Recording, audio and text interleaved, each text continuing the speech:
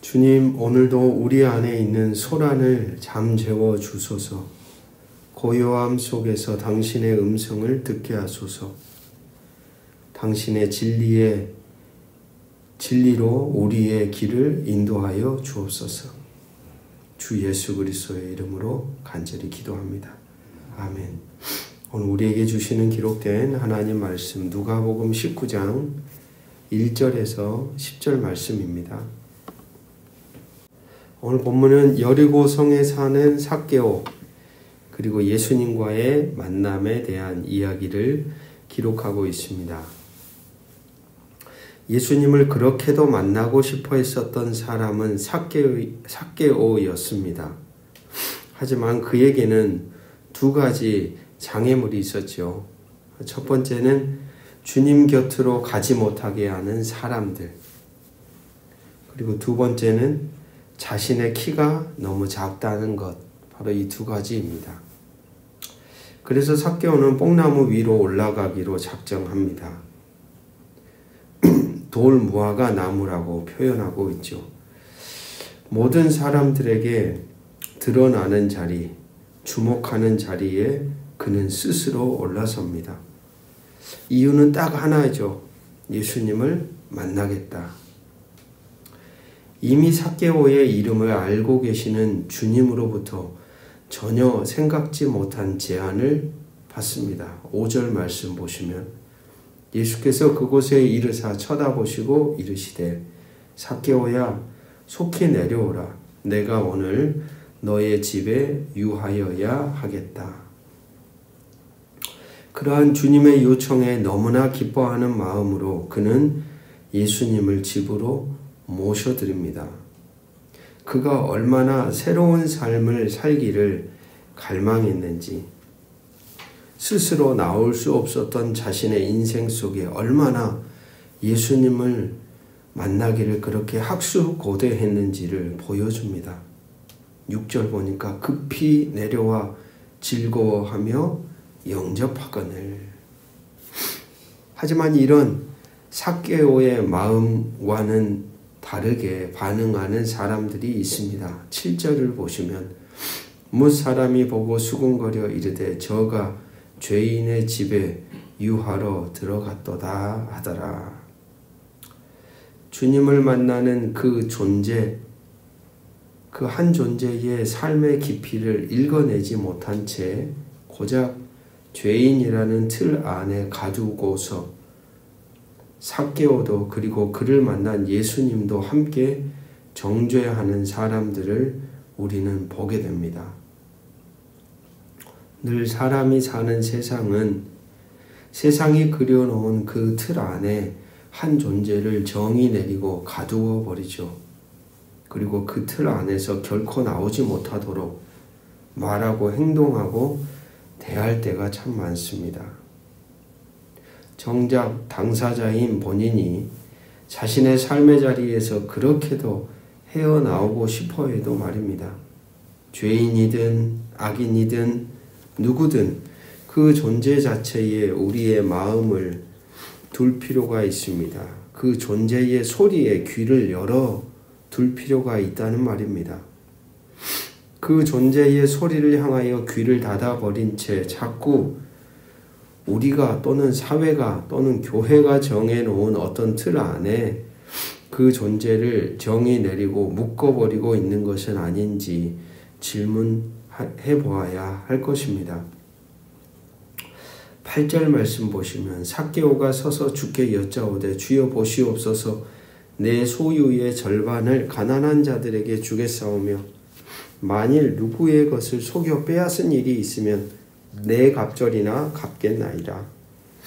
삭개오는 예수님의 명령에 상관없이 자신의 소유 절반을 가난한 자에게 주겠다고 선언합니다. 일반적으로 유대교에서는 소유의 20%를 기부하면 매우 후한 것으로 여겼습니다. 그 이상을 주는 것은 신중하지 못한 것으로 여겼다고 합니다. 그렇기에 오늘 본문에 나오는 당시의 삭개오의 행동은 유대 문화에서는 아주 충격적인 사건이었을 겁니다. 사실 그렇게 행동함으로 자신의 소유가 축소되면 사회적 신분이 한 단계 낮아지는 것을 감수해야만 하기 때문이죠. 무슨 말이냐? 당시 아우구스투스가 황제에 오를 때 로마에는 법적으로 세 개의 계급이 존재했습니다. 원로원, 기사, 그리고 평민 계급입니다. 계급을 결정하는 핵심 기준이 뭐였냐 보았더니 각자가 가지고 있는 재산의 규모입니다. 규모. 그만큼 삭개오의 재산의 반을 기부한다는 것은 자신의 삶을 내려놓는 결단이고 행동이었던 것이죠. 삭개오는 제자도, 즉 예수님을 따른다는 것을 실천하는 것을 결단함으로써 자신의 신앙을 드러냅니다. 말뿐이 아니라 마음과 손발로 삶 전체로 예수님을 자신의 삶에 수용하겠다고 고백한 것입니다. 여러분, 오늘 우리가 예수를 따라 살아가는 우리의 삶에 있어서 믿음이 만들어가는 삶은 어떤 모습일까요?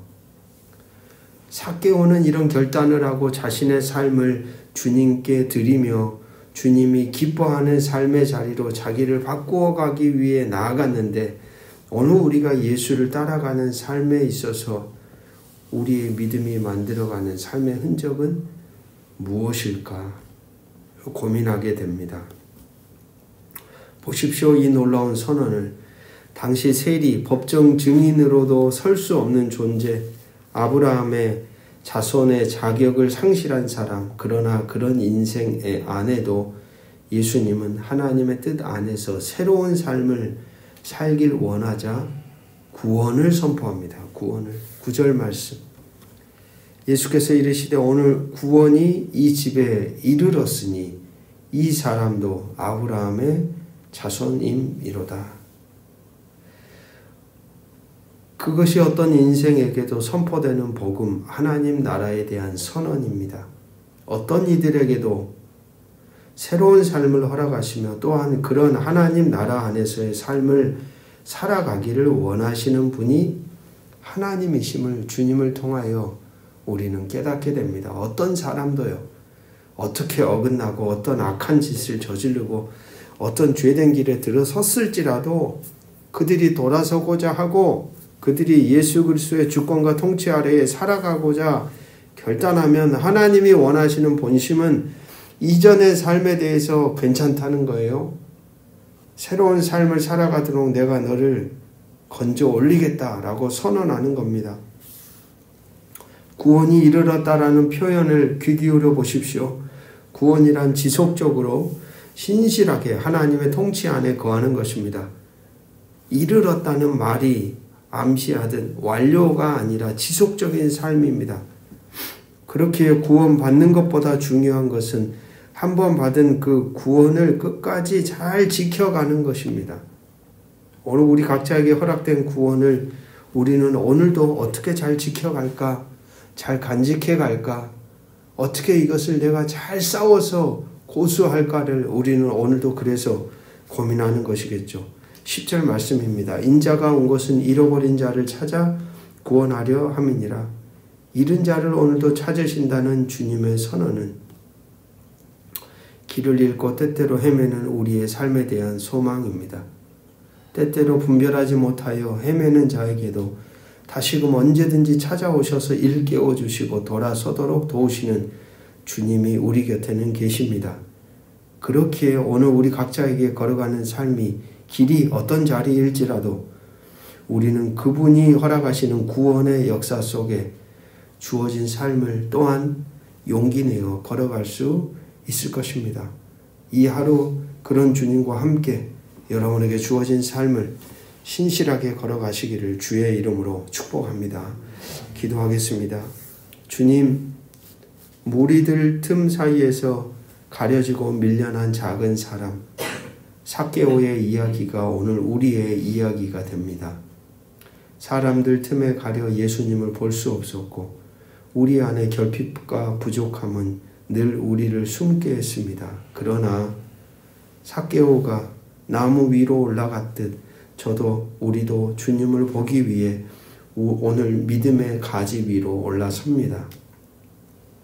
주님, 그 높은 나무 아래에 걸음을 멈추시고 이름을 불러주신 당신의 음성에 우리는 무너지고 다시 살아납니다. 삭개오야, 오늘은 내가 너의 집에 머물겠다. 주님, 우리도 오늘 그 집이 되기를 원합니다. 당신이 오시기에 우리의 삶이 기쁨으로 흔들리기를 원합니다.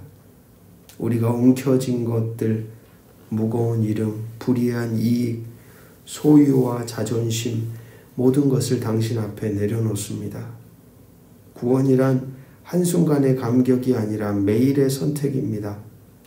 삭개오처럼 그날의 고백이 오늘의 결단이 되게 하옵소서. 작은 사람을 찾아오시는 주님, 죄인의 집에도 찾아오시는 주님, 오늘도 저를 잃지 않으시는 주님, 주님 때문에 우리는 다시 걷습니다. 오늘 구원이 우리에게 이르렀습니다. 주 예수 그리스도의 이름으로 간절히 기도드립니다. 아멘.